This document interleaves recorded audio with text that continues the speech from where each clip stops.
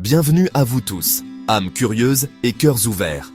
Aujourd'hui, nous allons plonger ensemble dans un sujet qui nous touche tous, chaque jour, à chaque instant, la consommation. Mais pas seulement celle que l'on voit, celle des objets ou des aliments. Nous allons explorer ces dimensions cachées, ces lois subtiles qui régissent notre équilibre intérieur et notre connexion au monde. Avez-vous déjà ressenti ce poids invisible, cette fatigue inexpliquée, ou ce sentiment que quelque chose vous échappe malgré tous vos efforts? C'est souvent là que se cachent les secrets de la consommation, bien au-delà de ce que l'on imagine. Il est essentiel de comprendre que tout ce que tu consommes laisse une empreinte. Rien n'est jamais gratuit sur le plan invisible. Chaque choix, chaque interaction, chaque pensée que nous accueillons en nous est une forme de consommation. Et comme une pierre jetée dans l'eau, elle crée des ondes, des répercussions.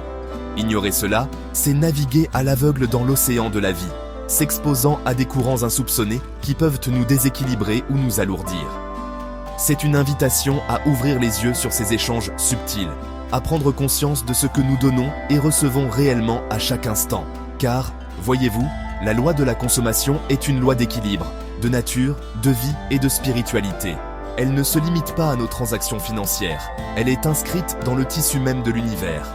C'est une danse constante entre prendre et donner, recevoir et restituer. En comprenant ces mécanismes profonds, nous ne faisons pas que gérer nos ressources matérielles. Nous apprenons à gérer notre énergie vitale, à cultiver notre jardin intérieur et à marcher avec plus de conscience et d'harmonie sur notre chemin spirituel. Préparez-vous à découvrir 5 secrets qui pourraient bien transformer votre regard sur chaque acte de votre quotidien. Le premier secret, fondamental et souvent méconnu, est que consommer, c'est avant tout puiser une énergie. Pensez-y un instant, chaque aliment que vous ingérez, chaque objet que vous acquérez, chaque information que vous absorbez, même chaque relation dans laquelle vous vous investissez, tire son existence d'une source d'énergie. Ce n'est pas simplement une question de calories ou de matière brute, c'est une ponction sur une réserve énergétique plus vaste, qu'elle soit physique, émotionnelle, intellectuelle ou même spirituelle.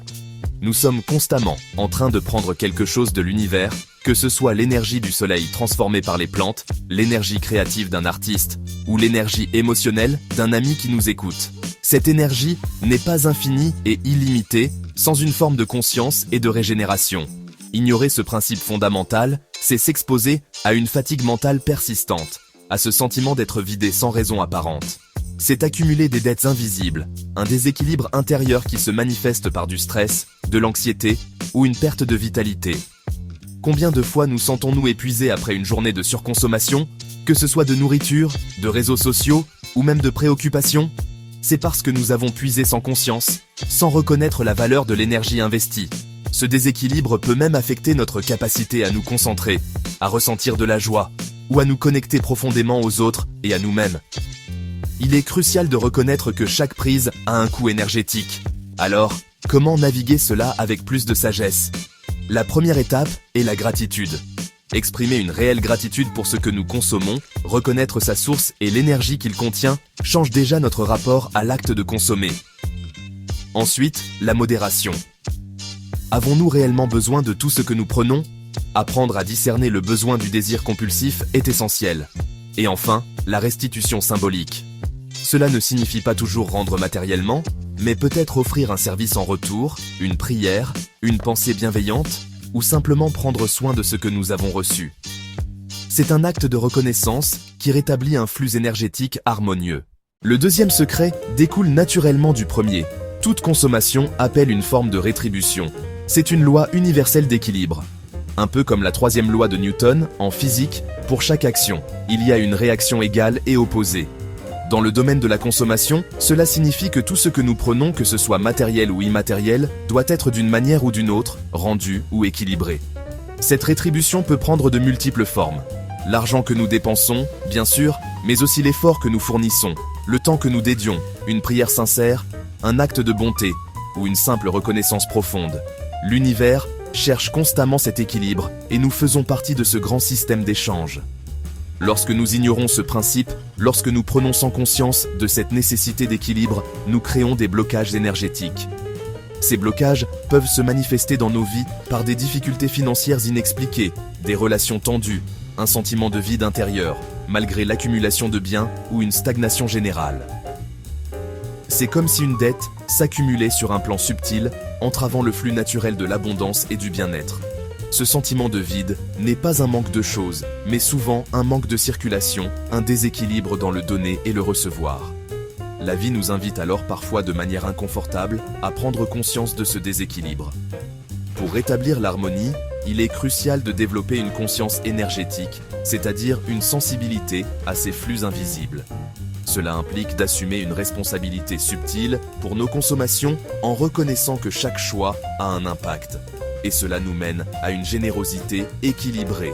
Donner non pas par obligation ou pour se vider, mais donner avec joie, avec conscience, comme une participation naturelle au cycle de la vie. Pensez à la nature. Un arbre prend les nutriments du sol et la lumière du soleil, mais il donne en retour de l'oxygène des fruits, un abri. C'est ce modèle d'échange conscient et équilibré que nous sommes invités à cultiver dans nos propres vies. Le troisième secret est d'une puissance transformatrice immense.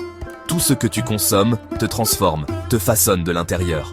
Nous ne sommes pas des forteresses impénétrables. Chaque chose que nous introduisons en nous, que ce soit la nourriture que nous mangeons, les informations que nous lisons, les conversations que nous avons, la musique que nous écoutons, ou même les pensées que nous entretenons, a un impact direct sur notre état physique, mental, émotionnel et spirituel. Nous sommes littéralement le résultat de nos consommations. Pensez à votre corps. Il se construit avec les aliments que vous lui donnez. De la même manière, votre esprit se nourrit des idées et des informations qu'il absorbe. Vos émotions sont teintées par les ambiances et les relations que vous fréquentez. Ignorer ce principe, c'est comme laisser la porte de sa maison grande ouverte à tous les vents, sans filtrer ce qui entre. Cela mène inévitablement à une forme de pollution intérieure. Sur le plan mental, cela peut se traduire par du brouillard, de la confusion, des pensées négatives récurrentes. Sur le plan émotionnel, par de l'irritabilité, de l'anxiété, ou une incapacité à ressentir une joie profonde et stable.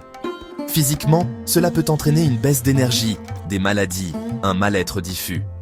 Cette désharmonie intérieure nous coupe de notre véritable essence, de notre sagesse innée, et nous rend plus vulnérables aux influences extérieures négatives.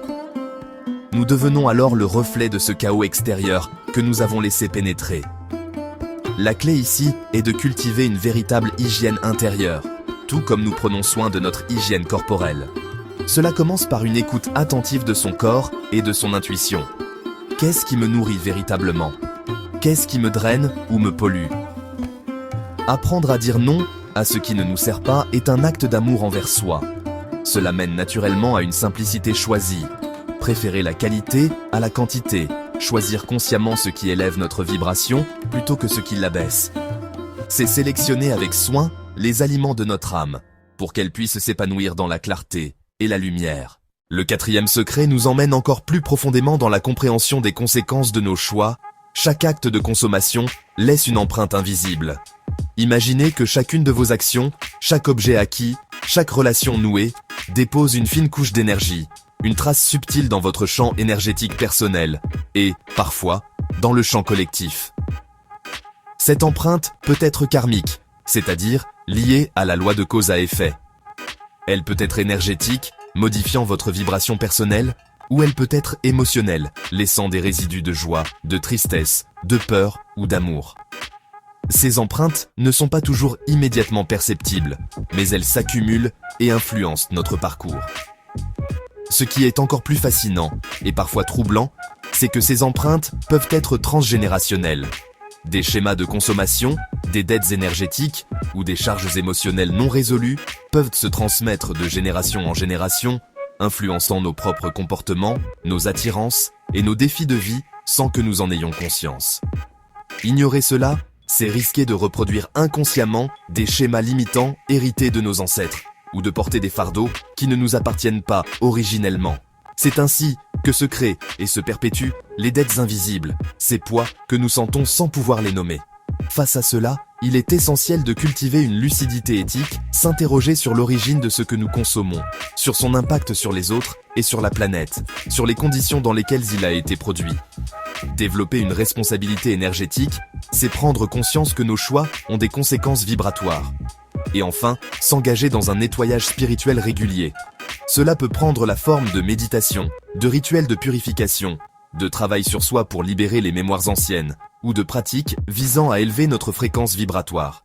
C'est un acte de libération pour soi et, potentiellement, pour s'aligner. Le cinquième et dernier secret que je souhaite partager avec vous aujourd'hui est peut-être le plus crucial pour notre épanouissement personnel. Consommer sans conscience mène à la perte de soi.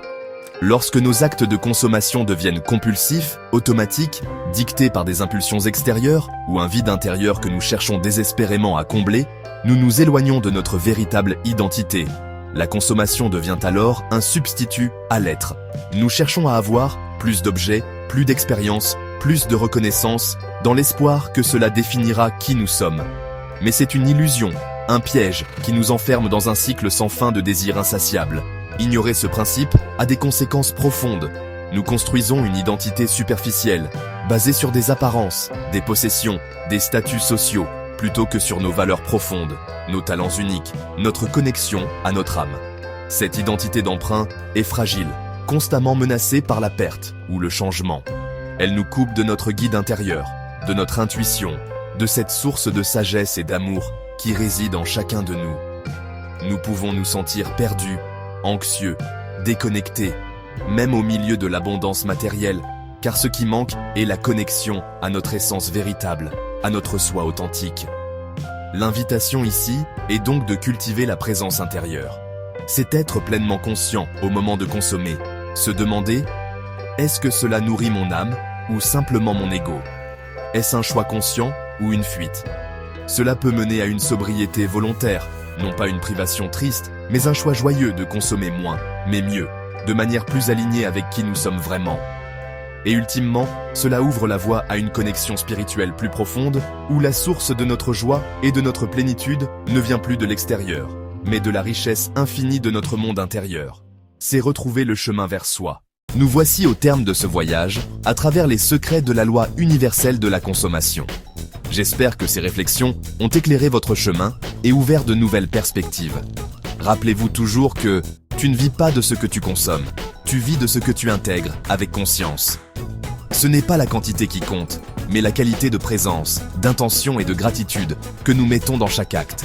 Chaque gorgée d'eau, chaque conversation, chaque information peut devenir une source de nourriture véritable si nous choisissons de l'accueillir et de l'assimiler pleinement, avec sagesse et discernement. En vérité, la vraie abondance ne vient pas de ce que tu reçois, mais de ce que tu honores, de ce que tu rends et de la qualité vibratoire avec laquelle tu consommes. C'est un changement de paradigme, passer d'une quête extérieure effrénée à une culture intérieure de respect, de gratitude et d'échanges équilibrés.